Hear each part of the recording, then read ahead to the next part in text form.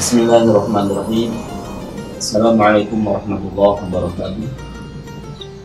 Bersama kami kembali di Risalah Al-Haq. Puji syukur kepada Allah Subhanahu wa Ta'ala. Pada hari ini kita masih diberi kenikmatan oleh Allah Subhanahu wa Ta'ala, nikmat iman, nikmat Islam, dan juga nikmat kesehatan. Semoga kita dan keluarga kita senantiasa dijaga oleh Allah Subhanahu wa Ta'ala dari musibah yang sedang terjadi ini, dan juga semoga saudara-saudara kita yang sedang mengalami musibah, yang sedang sakit, semoga Allah cepat memberikan kesembuhan.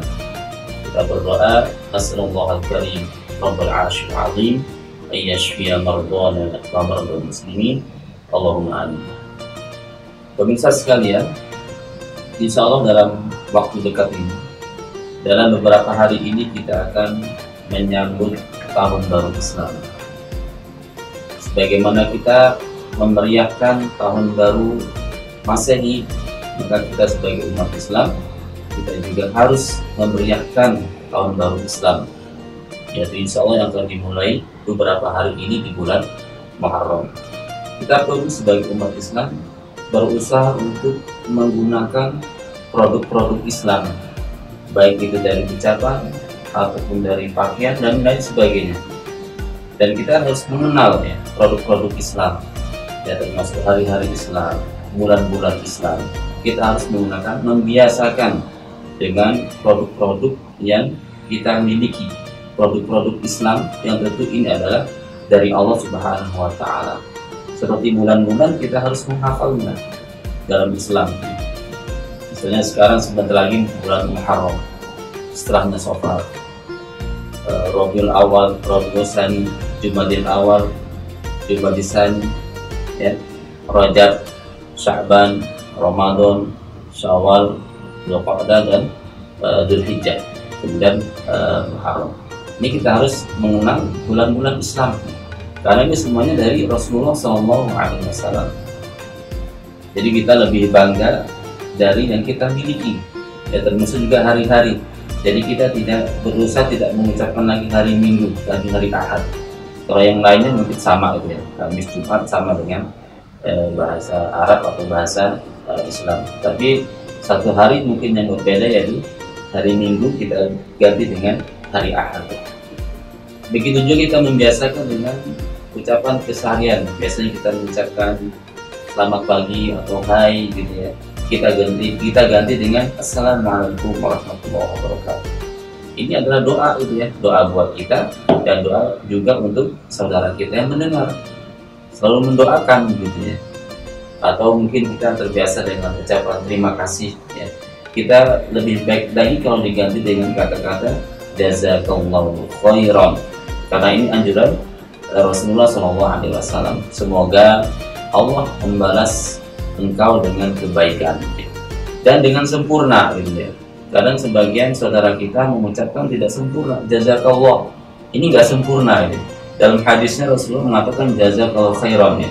Jadi diucapkan secara sempurna, jazakallahu khairan. Semoga Allah membalas engkau dengan yang lebih baik. Jazaka untuk laki-laki, jazaki untuk perempuan satu orang.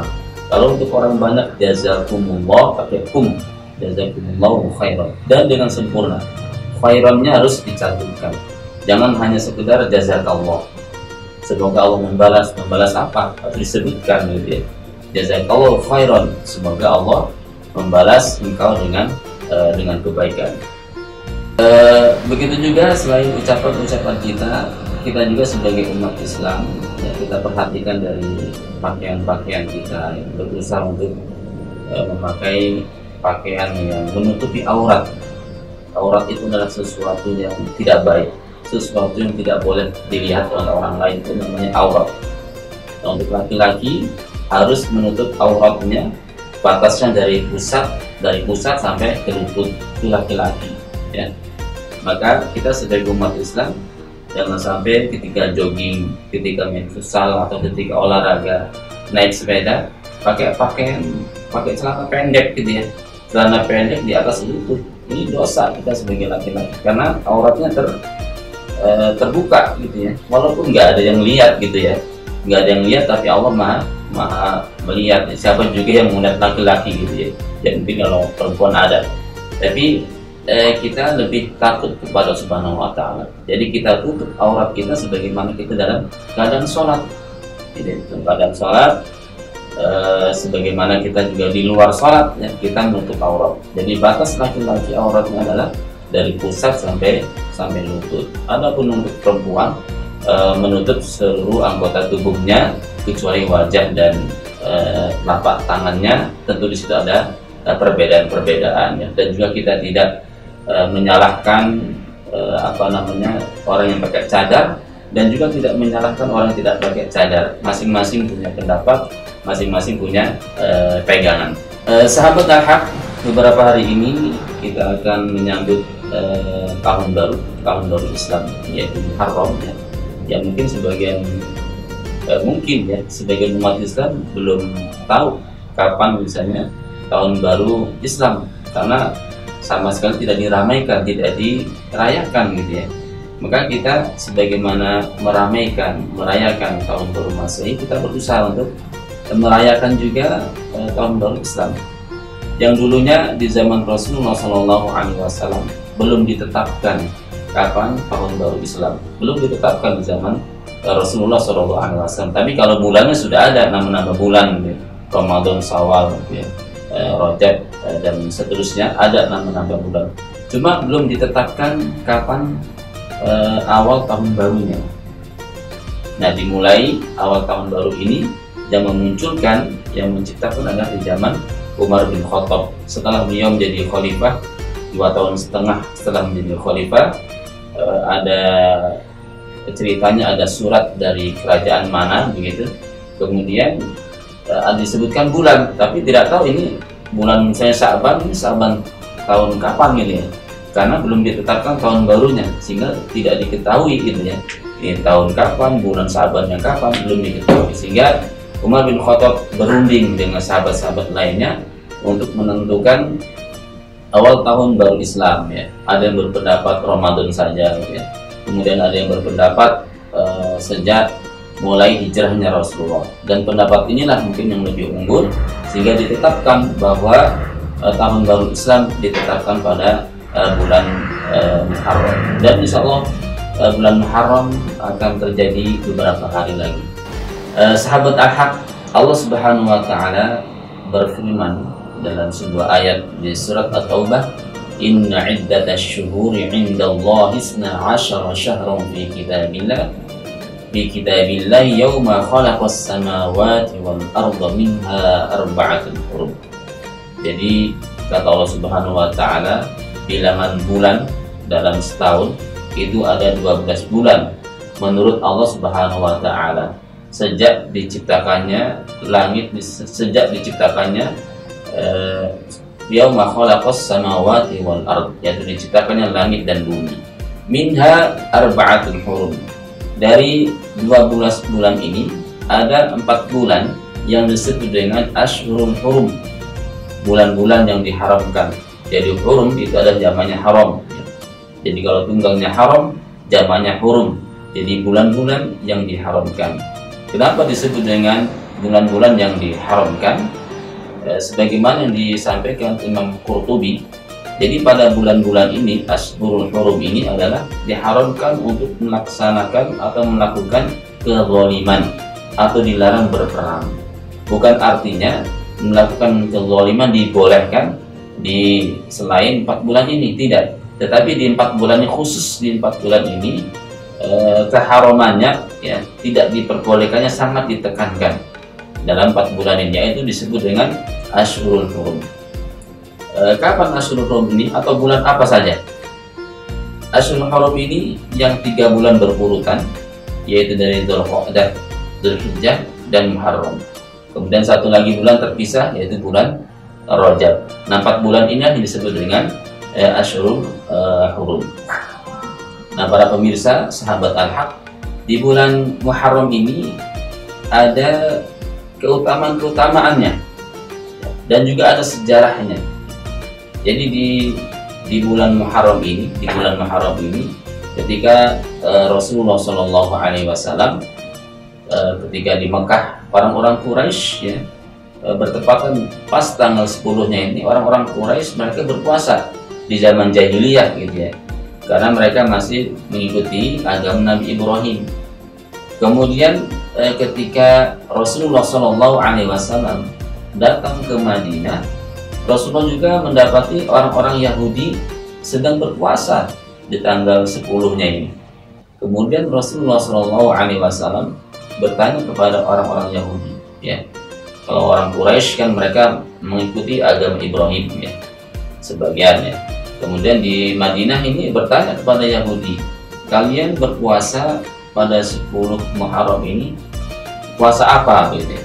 Maka orang-orang Yahudi ini mengatakan, kami berpuasa di 10 pada bulan Muharram ini adalah karena di 10 bulan Muharram ini ada sejarah diselamatkannya Musa alaihissalam dari kejaran Fir'aun ya. Kemudian ditenggelamkannya Fir'aun dan tentaranya pas 10 bulan Muharram ini. Dan Musa alaihissalam berpuasa setiap 10 bulan Muharram ini, tanggal 10 bulan Muharram disebut dengan Ashura ya. Disebut dengan Ashura. Jadi Ashura itu kata dari Ashraf 10, tapi kalau hari ke-10 di bulan Muharram disebut dengan Ashura. Kalau di hari 9 disebut Tasu'a. Nah, ini Rasulullah SAW mendapati orang-orang Yahudi di 10 bulan Muharram ini sedang berpuasa gitu ya. Maka Rasulullah pun menganjurkan kepada umatnya, kepada kita semua untuk berpuasa pada 10 bulan Muharram ini. Sahabat Al-Haq, jadi di bulan Muharram ini adalah termasuk bulan-bulan yang memiliki keutamaan. Jadi ini adalah nikmat dari Allah Subhanahu wa taala. Jadi Allah tidak memutus ya setelah kita berpisah dari Ramadan gitu ya. Kita mendapati ada bulan-bulan setelahnya juga ada bulan-bulan yang di dalamnya ada keutamaan. Bahkan bulan Muharram ini ya sebulan penuh ini termasuk bulan yang diutamakan untuk beribadah kepada Allah Subhanahu wa taala. Termasuk bulan yang utama dibandingkan dengan di bulan sebelumnya, bulan Dzulhijjah. Mungkin bulan Dzulhijjah yang terbaik adalah 10 awal pada 10 awal saja gitu ya. Tetapi kalau bulan Muharram ini satu bulan penuh ya, dengan landasan hadis yang sebagaimana disampaikan oleh Rasulullah SAW. Di antaranya adalah landasannya afdhalus syiyami ba'da Ramadan syahrullahil muharram ya, wa afdhalus shalah ba'da faridah salatul lail. Jadi puasa yang terbaik setelah bulan Ramadan adalah puasa pada bulan Muharram ya. Sehingga dikatakan puasa yang terbaik setelah Ramadan gitu ya. Rasul tidak mengatakan di bulan Dzulhijjah atau bulan lainnya, tapi mengatakan di bulan Muharram, Syahrullahil Muharram. Dan sholat yang terbaik setelah sholat fardu adalah sholat pada malam hari atau sholat tahajud atau qiyamul lail. Sehingga di bulan Muharram ini termasuk adalah bulan-bulan yang memiliki keutamaan.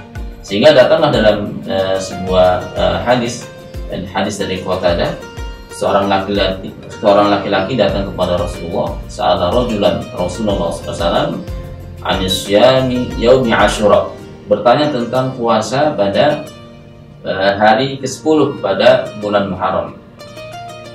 Kata Rasulullah SAW, qala ahtasibu 'ala Allah ayukaffira as-sanah qablahu. Atau kama qala Rasulullah SAW. Jadi saya mengharap kepada Allah, kata Rasulullah, bahwa puasa pada 10-nya ya, pada 10 di bulan Muharram adalah akan menghapuskan dosa setahun yang telah lewat. Jadi kata Rasulullah SAW, saya mengharap kepada Allah Subhanahu wa taala bahwa puasa pada 10 bulan Muharram ini akan menghapuskan dosa yang telah lewat. Ayukaffirus sanah qablahu. Itu kata Rasulullah SAW. Adapun cara melaksanakan puasa ini ada tingkatannya gitu ya. ada tingkatannya. Sebagaimana yang disampaikan Imam Nawawi, tingkatan pertama atau tingkatan yang paling afdol adalah melaksanakan puasa di tanggal 9 dan 10-nya. Disebut dengan Tasu'a dan Asyura. Ya. Ini berdasarkan hadis Rasulullah SAW. Kata Rasulullah, ya, hadisnya khusus, ya. Jadi hadisnya memang khusus gitu. Bahwa Rasulullah mengatakan, la in baqitu fi 'amil muqbil la asumanna at-tasu'a wal 'ashura. Jadi kata Rasulullah, seandainya saya masih hidup di tahun depan, saya akan puasa di tanggal 9 dan 10. Ini tingkatan pertama gitu ya. Kemudian tingkatan kedua adalah berpuasa di tanggal 10 dan 11-nya. Ya, tanggal 10 dan 11 ini tingkatan kedua. Ini berdasarkan dengan hadis Rasulullah SAW, khaliful yahud, kata Rasulullah, berbedalah dengan orang-orang Yahudi. Ya. Fasumu yauman qablahu au yauman ba'dahu. Maka kata Rasulullah, berpuasalah sehari sebelum tanggal 10 atau ditambah sehari setelah tanggal 10. Jadi 9 10 atau 10 11. Nah, ini tingkatan kedua adalah 10 11 ya. Kemudian tingkatan ketiga adalah puasa 3 hari. Jadi tingkatan ketiga adalah puasa 3 hari, tanggal 9, 10 dan 11. Dan boleh yang tingkatan terakhir adalah puasa di tanggal 10-nya saja. Boleh. Ya, dibolehkan, tapi sebaiknya jangan tanggal 10 saja. Karena kita harus berbeda dengan orang-orang Yahudi yang pertama gitu ya. Yang kedua adalah ada dalam sebuah hadis kita tidak boleh puasa hari Jumat saja misalnya, kan tidak boleh, harus disambung gitu ya dengan sehari sebelumnya atau sehari setelahnya. Maka dianjurkan kita tidak hanya puasa di tanggal 10 saja, kita dianjurkan juga sebisa mungkin dari 9 dan 10 atau 10 11, atau juga yang bagusnya adalah 9 10. Karena apa kita mengambil 9 10 di bulan Muharram ya? Yang pertama ya, ini adalah yang paling afdol gitu ya, yang paling afdol. Jadi kenapa kita dianjurkan untuk puasa tanggal 9 dan tanggal 10 Muharram ya? Ini hikmahnya diantaranya adalah yang pertama, kita mengikuti sabda Rasulullah terakhir gitu ya. La in baqitu la usamanna la in baqitu fi 'amil muqbil la asumanna at-tasi' wal 'ashir. Seandainya saya masih hidup tahun depan, saya akan puasa di tanggal 9 dan 10 pada Muharram. Kemudian yang kedua adalah khaliful yahud ya, hadis Rasulullah, khaliful yahud. Kita harus berbeda dengan puasanya orang Yahudi. Orang Yahudi puasanya tanggal 10 saja. Jadi kita harus berbeda dengan puasa orang Yahudi. 9 10 ini adalah yang afdol ya. Kemudian kenapa kita dianjurkan 9 10 juga? Ini sebagai hati-hati kita. Ya, hati-hati, takutnya namanya awal bulan kan belum pasti ya. Tanggal 1-nya tanggal 1-nya kapan gitu. Sehingga kalau kita puasa dari tanggal 9 ya, seandainya meleset ya kita tetap dapat puasa tanggal 10-nya seandainya meleset gitu ya, tanggal 1-nya kan kita tidak tahu ya. Maka dianjurkan untuk tanggal 9 dan 10 agar kita seandainya tanggal 1-nya meleset, kita tetap dapat tanggal 10-nya karena kita sudah puasa tanggal 9 dan 10. Kemudian kenapa kita dianjurkan puasa tanggal 9 dan 10? Yaitu karena ada larangan gitu ya. Ada larangan kita untuk puasa 1 hari gitu ya. Sebagian dalam hadisnya bahwa Rasulullah melarang untuk puasa pada hari Jumat saja. Jadi harus disambung Jumat, Sabtu atau Kamis, Jumat. Nah, untuk menghindari larangan tersebut kita dianjurkan untuk puasa 2 hari ya, 9 10 atau pilihan lain 10 11. Intisarinya ada 4 cara kita puasa pada 10 Asyura, pada 10 Muharram ya, yang sudah disebutkan tadi ya. Silakan memilih yang mana, semuanya diperbolehkan, tapi yang terbaik adalah tanggal 9 dan 10-nya. Wallahu a'lam bishawab. Itu bisa disampaikan, semoga ada manfaatnya. Assalamualaikum warahmatullahi wabarakatuh.